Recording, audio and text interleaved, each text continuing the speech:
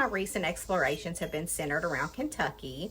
This past weekend, I headed down to Nashville, Tennessee to visit Cheekwood Estate Gardens. Partnering with HBO, Cheekwood was featuring a stunning exhibit inspired by the hit show The Gilded Age.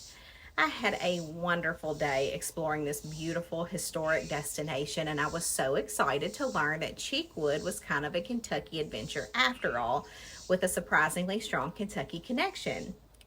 Cheekwood is known for its spectacular gardens, its art exhibitions, and gorgeous historic mansion, but the story of Cheekwood begins with a Kentucky family and a fortune built on coffee. Joel Cheek was born in Burkesville, Kentucky in Cumberland County, and eventually made his way to Nashville, where he became a successful businessman and developed his career in the coffee industry.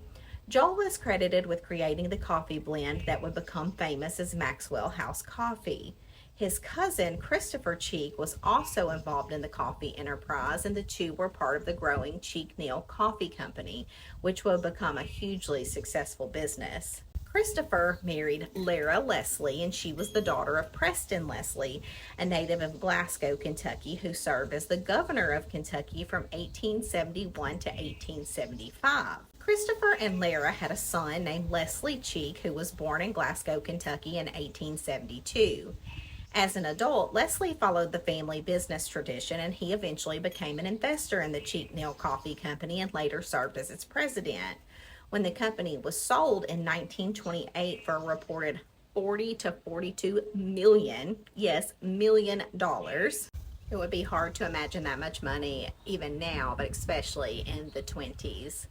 Leslie and his wife, Mabel Wood Cheek, were among those who benefited from that tremendous success of the business.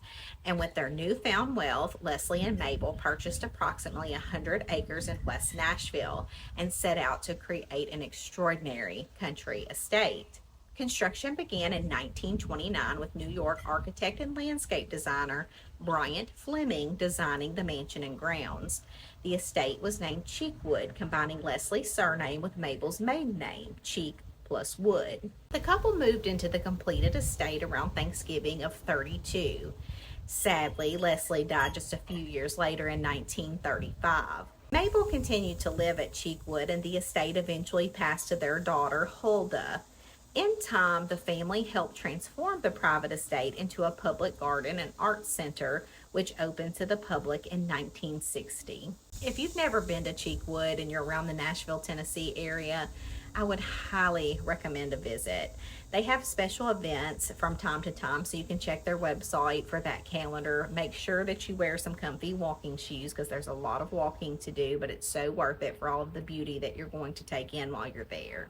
You will be amazed by the history and the beauty of this historic Nashville treasure.